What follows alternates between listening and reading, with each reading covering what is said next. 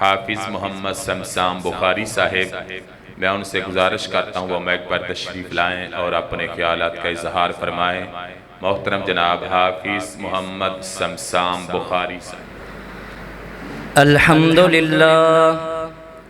الحمد لله نحمده ونستعينه ونستغفره ونعوذ بالله من شرور أنفسنا ومن سيئات أعمالنا من يهده الله فلا مضل له ومن يضلله فلا هادي له أشهد أن لا إله إلا الله وحده لا شريك له وأشهد أن محمدًا عبده ورسوله اللهم صل على محمد وعلى آل محمد كما صليت على إبراهيم وعلى آل إبراهيم إنك حميد مجيد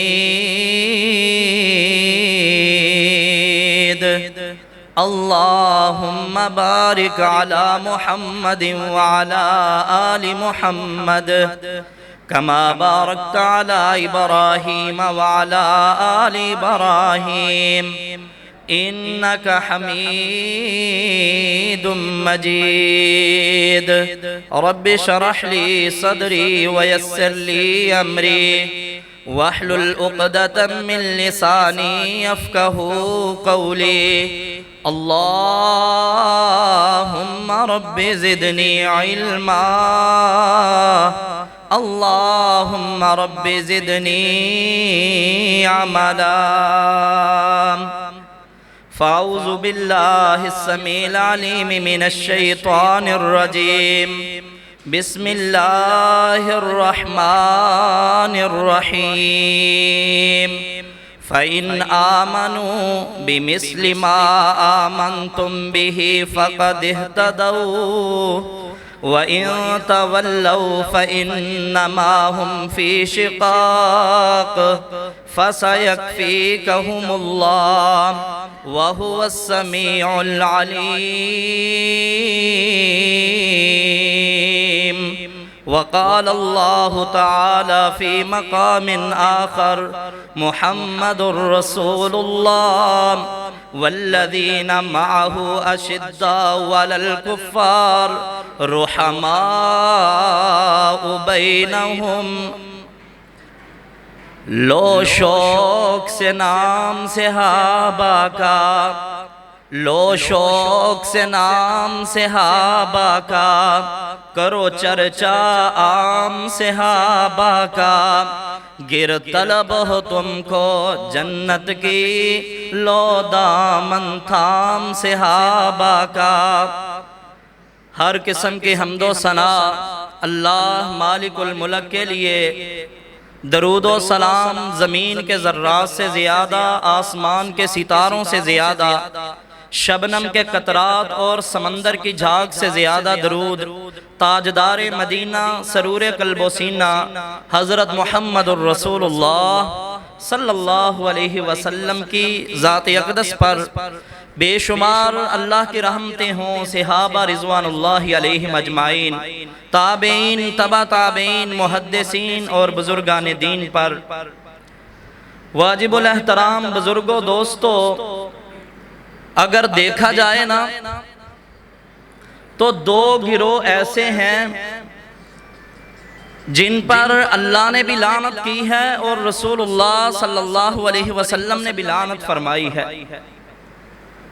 ان میں ایک گروہ ناسبیت کا ہے جو اہل بیت کے بارے میں دل میں بغض رکھتا ہے اور دوسرا گروہ رافضیت کا ہے جو صحابہ کو برا بھلا کہتا ہے ناسبیت یا رافضیت مستدرک حاکم کی روایت ہے نبی علیہ السلام نے فرمایا کہ اللہ رب العالمین نے نا صحابہ میں سے میرے سسرال بنائے ہیں پھر میرے وزیر انصار بنائے ہیں، میرے داماد اور اہل بیت بنائے ہیں۔ فرمایا فمن سبہم، جو بھی ان میں سے میرے سسرال ہوں یا میرے انصار ہوں، میرے داماد ہوں یا میرے اہل بیت ہوں، فمن سبہم، جو ان میں سے کسی کو برا بھلا کہے گا، فعلیہ لعنت اللہ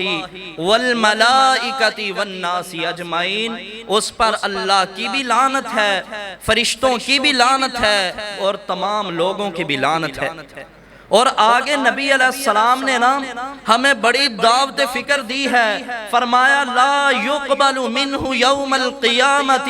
صرفا ولا عدلا، لوگوں جو میرے اہل بیت میں سے کسی کے بارے میں دل میں بغض رکھتا ہے یا صحابہ میں سے کسی کو برا بھلا کہتا ہے، لا یقبل منہ یوم القیامہ، قیامت کا دن ہوگا، اللہ رب العالمین اس کی صرفا ولا عدلا، نہ نفلی عبادت قبول کریں گے نہ فرضی عبادت قبول کریں گے۔ میرے بھائی آئیے آج ہم نے اپنے دیکھنا ہے گریبانوں میں جھانک کر کہ کہیں کسی یوٹیوب سکالر کے کہنے پر، کسی ٹک ٹوکر کے کہنے پر، کسی سنیکر کے کہنے پر ہم کہیں دل میں سیدنا ابو سفیان کا بغض تو نہیں رکھتے، کہیں کسی کے صحابہ پر بھونکنے کی وجہ سے کہیں ہم سیدنا معاویہ رضی اللہ تعالیٰ عنہ کا بغض تو نہیں دل میں پال رہے۔ ہاں بڑے لوگ آئے ہیں ناصبیت میں بھی جنہوں نے حسنین کریمین سیدنا حسن و حسین کے صحابی ہونے کا انکار کر دیا ہے، کہنے لگے یہ تو بچے تھے، یہ اس وقت صحابیت کے اندر کیسے آ گئے، جن کے بارے میں میرے رسول اللہ صلی اللہ علیہ وسلم فرما دیں الحسن والحسین سیدہ شباب اہل الجنہ، لوگو حسن و حسین وہ ہیں کہ جنہیں اللہ نے جنت کے نوجوانوں کا سردار بنا دیا ہے، اور جن کے بارے میں میرے آقا علیہ السلام ہاتھ اٹھا کے اللہ کے حضور دعائیں مانگیں، تو آج میں آپ کے سامنے اہل سنت اہل الحدیث کا مذہب رکھنا چاہتا ہوں، مسلک رکھنا چاہتا ہوں کہ عقیدہ طحاویہ جو ہمارے عقیدے کی مین کتاب ہے نا، اس کے اندر امام طحاوی علیہ الرحمہ اہل سنت کا عقیدہ بیان کرتے ہوئے لکھتے ہیں کہ جو صحابہ میں سے کسی ایک صحابی کا یا تمام صحابہ کا بغض رکھے، اہل بیت میں سے کسی ایک فرد کا یا چند ایک کا بغض رکھتا ہے، فرمایا ہمارا عقیدہ یہ ہے کہ ہم سمجھتے ہیں اسے کفر و نفاق یا فسق و فجور پر موت آئے گی، وہ پھر اس راستے پر نہیں مرا جس کے بارے میں رسول اللہ نے فرمایا ان ھذا صراطی مستقیما، وہ اس راستے سے ہٹ چکا ہے۔ تو آئیے رافضیت اور ناصبیت انہیں منہ توڑ جواب دیتے ہوئے چند منٹ میں آپ کے سامنے نبی علیہ السلام کی اگر سیرت کو دیکھیں تو اللہ کی قسم ایسے محسوس ہوتا ہے جیسے نبی علیہ السلام نے صحابہ کیا جو فضیلت بیان کی وہی اہل بیت کی فضیلت بیان فرمائی ہے، یا یہ سمجھ لیں جو فضیلت نبی علیہ السلام نے اہل بیت میں سے کسی کی بیان کی ہے وہی فضیلت صحابہ میں سے کسی کی بیان کی ہے، نبی علیہ السلام نے دونوں کو ساتھ ساتھ چلایا ہے۔ تو آئیے دونوں کے جو مشترکہ فضائل ہیں میں آپ کے سامنے رکھتا ہوں۔ پہلی حدیث نبی کریم صلی اللہ علیہ وسلم کا فرمان صحیح مسلم کے اندر فرمایا لوگو میں تم میں دو چیزیں چھوڑ کر جا رہا ہوں، ایک چیز اللہ کی کتاب ہے، دوسری چیز میرے اہل بیت ہیں۔ فرمایا یہ کہ ایک دوسرے سے جدا نہیں ہوں گے یہاں تک کہ دونوں میرے حوض پر آ جائیں گے، اللہ کا قرآن بھی اور میرے اہل بیت بھی۔ فرمایا یہ دونوں میرے حوض پر آئیں گے، اس وقت تک جدا نہیں ہوں گے۔ اور جب صحابہ کی باری آئی سنن نبی داؤد کی روایت ہے، فرمایا سنتی و سنت الخلفاء الراشدین المہدیین تمسکوا بہا وعضوا علیہا بالنواجذ، لوگو میری سنت کو مضبوطی سے تھام لو، اتنی مضبوطی سے تھام لو جیسے بندہ اپنی داڑھوں کے ساتھ کسی چیز کو مضبوطی سے تھامتا ہے،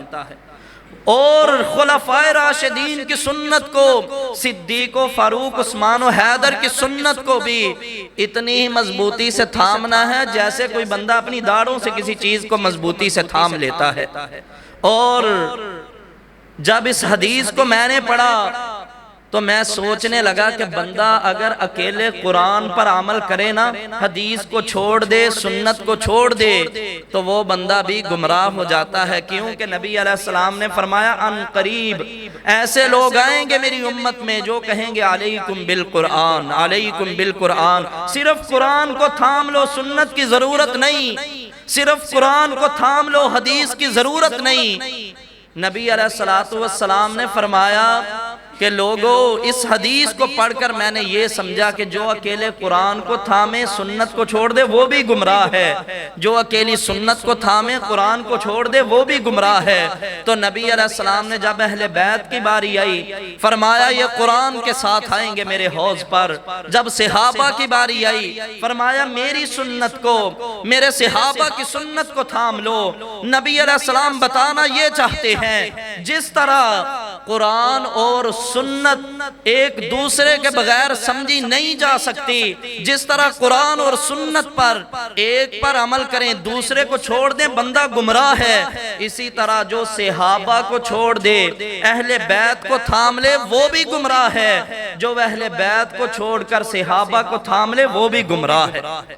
دونوں کی محبت کو دل میں پا لیے، دونوں کی محبت کو جگہ دیجئے، دونوں کے فضائل، کوئی قرآن کا پارہ ایسا نہیں ہے جس میں اللہ نے صحابہ کے فضائل کو بیان نہیں فرمایا۔ اور نبی علیہ السلام کی جائے محدثین نے جتنی بھی کتب کو جمع کیا ہے نا، حدیث کی کتب کو، چاہے بخاری ہو، مسلم، ترمذی، ابو داؤد، ابن ماجہ، چاہے وہ مسند امام شافعی ہو، مسند امام حنبل ہو، موطا امام مالک ہو، مسند حمیدی ہو، یا چاہے وہ مصنف ابن ابی شیبہ ہو، چاہے حدیث کی کوئی سے کوئی کتاب آپ اٹھا لیجئے، محدثین اس وقت تک اس کتاب کو مکمل نہیں کرتے جب تک اس پر فضائل صحابہ باب نہ لے کر آ جائے۔ میرے بھائی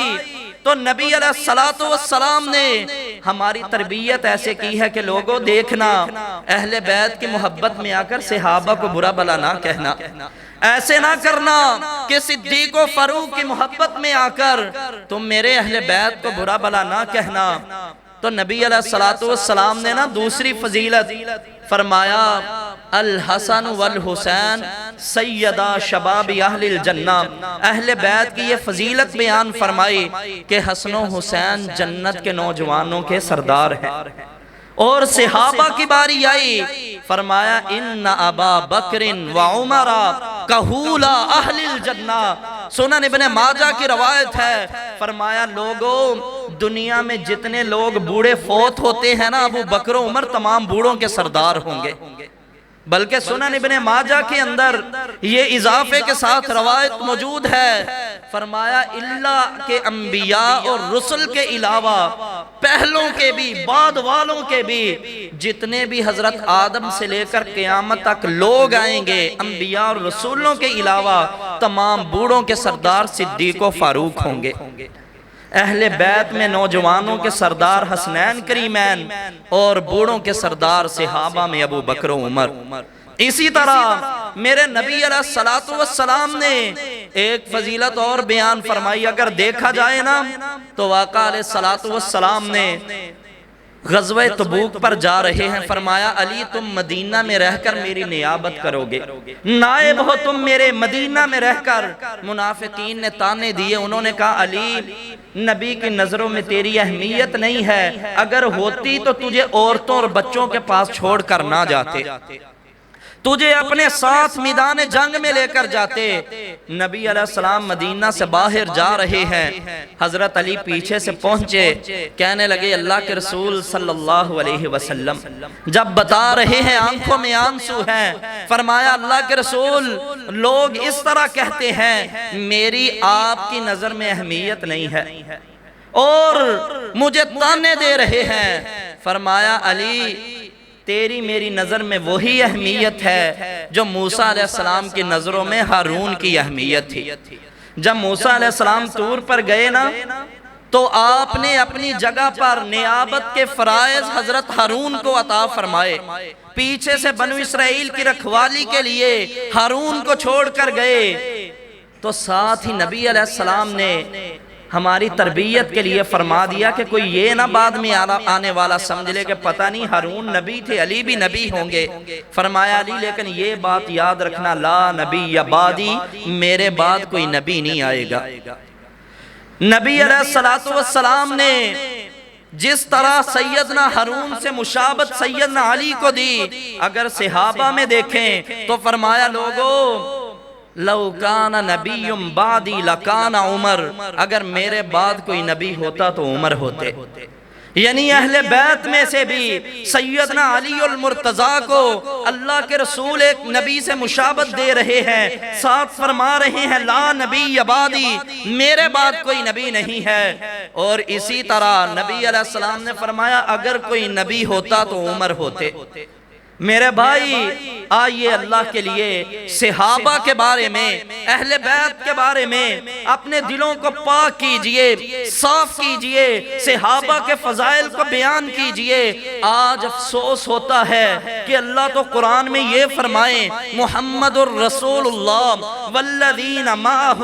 اشداء علی الکفار رحماء بینہم تراہم رکعا سجدا یبتغون فضلا من ربہم ورزقا۔ محمد صلی اللہ علیہ وسلم اللہ کے رسول ہیں، اور جو ہم نے اللہ کے نبی کو ساتھی عطا کیے، چاہے وہ اہل بیت میں سے ہیں چاہے وہ صحابہ میں سے ہیں، اللہ فرماتے ہیں آپس میں بڑے نرم ہیں، کفار پر بڑے گرم ہیں۔ آپس میں رحماء بینہم، کفار پر اشداء علی الکفار، کفار پر بڑے سخت ہیں۔ لیکن آج کالے دل والا، کالی زبان والا آج جب صحابہ پر تبرہ کرتا ہے تو وہ ان کا اختلاف دکھاتا ہے،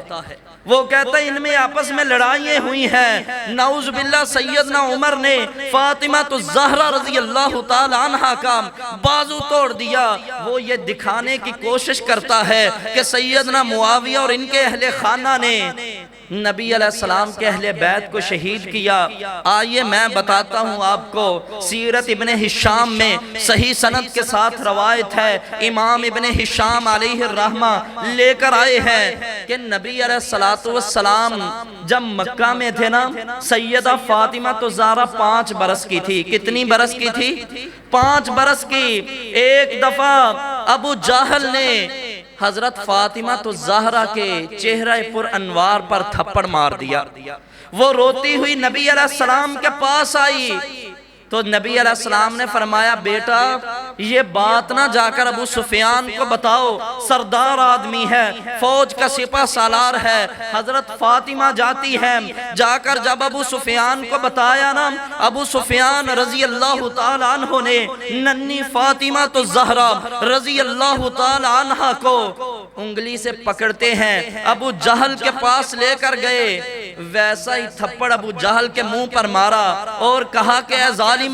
تو معصوم بچی کو نبی علیہ السلام کی دشمنی کی آڑ لے کر مارتا ہے، یاد رکھ اللہ کی قسم میں اس کے ساتھ کھڑا ہوں، جو کرنا ہے کر لے۔ ابو جہل خاموش ہو گیا۔ یہ حدیث لکھنے کے بعد نا امام ابن ہشام علیہ الرحمہ لکھتے ہیں کہ اللہ کی قسم جب میں اس حدیث کو پڑھتا ہوں مجھے لگتا ہے نبی علیہ السلام کے خانوادے کی حفاظت کرنے کی وجہ سے حضرت ابو سفیان کو اللہ نے اسلام کی ہدایت سے مالا مال فرما دیا، مالا مال فرما دیا۔ اور پھر سیدہ فاطمہ نے جب نبی علیہ السلام کو آ کر یہ بات بتائی تو آقا علیہ السلام نے اپنے نبوت والے ہاتھ اٹھائے، فرمایا اللہ ابو سفیان نے جس طرح میری بیٹی کا بدلہ لیا ہے، اللہ اس کی اچھائی کا بدلہ ابو سفیان کو دے دے۔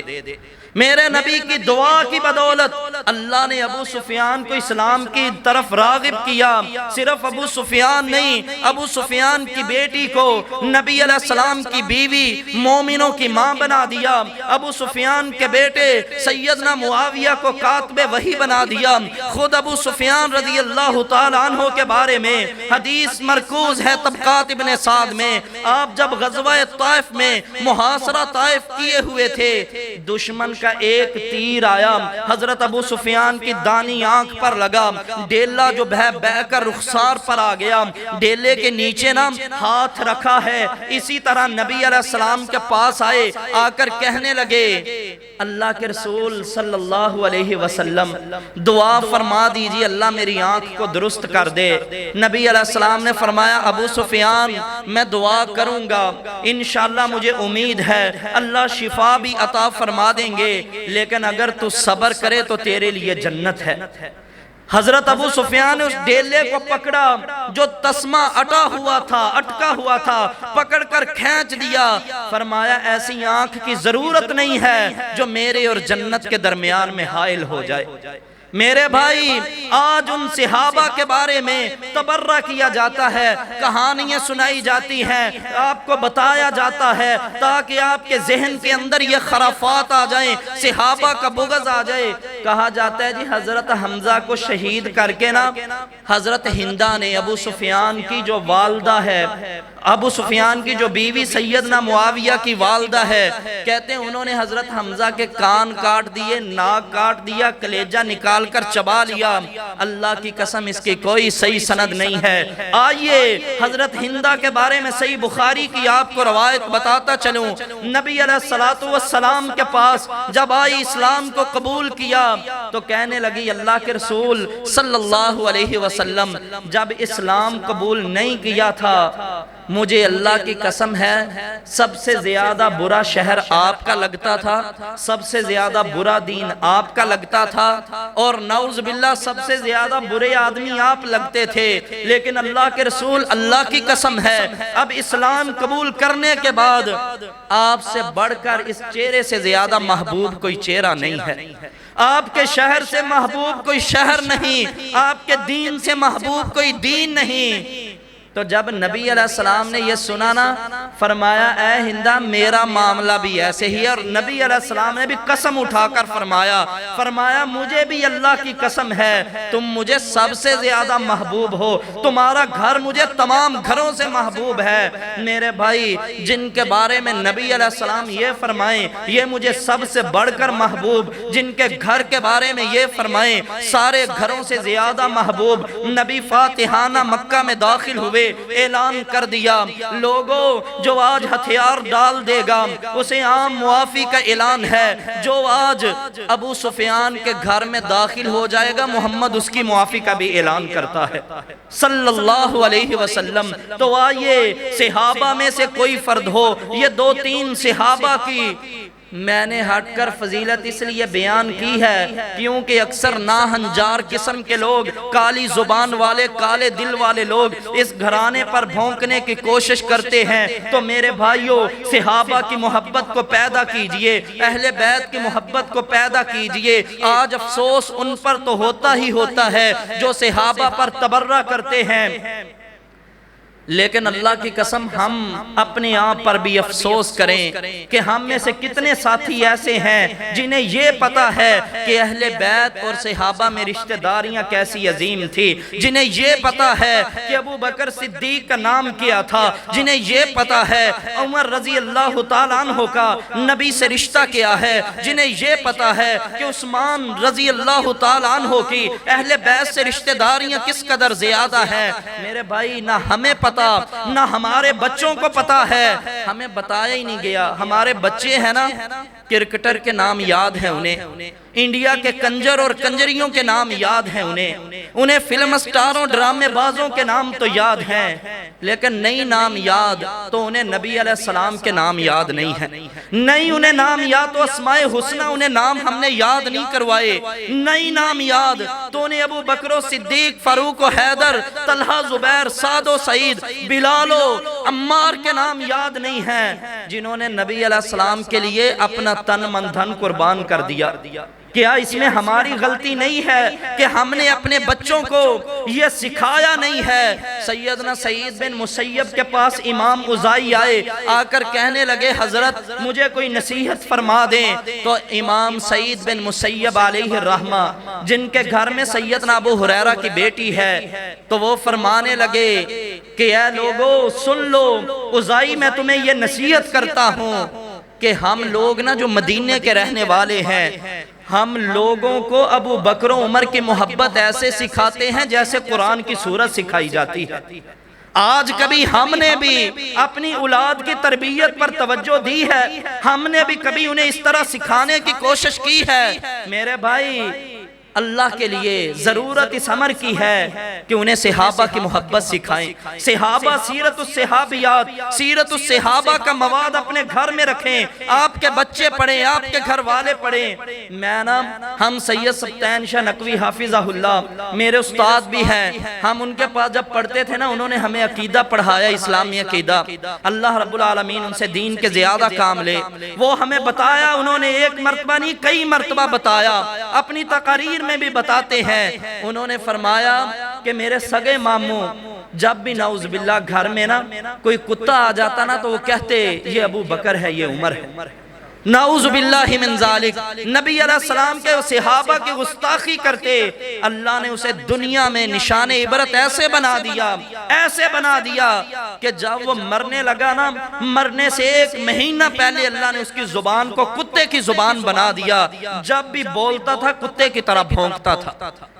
ان کے سگے ماموں ہیں جو رافضیت سے تعلق رکھتے ہیں۔ تو بھائیو سن لیجئے، ابو بکر و عمر، عثمان و حیدر کی محبت کو، اہل بیت میں سیدنا علی المرتضیٰ ہوں، نبی کی ازواج ہوں، حسنین کریمین ہوں، نبی علیہ السلام کے خانوادے میں سے کوئی بھی ہو، ان سے محبت کیجئے۔ اللہ رب العالمین سے دعا ہے اللہ صحابہ کی بھی اور اہل بیت کی بھی صحیح معنوں میں ہمیں محبت بھی نصیب فرما دے اور ان کے نقش قدم پر چلنے کی توفیق بھی عطا فرما دے۔ وآخر دعوانا ان الحمدللہ رب العالمین۔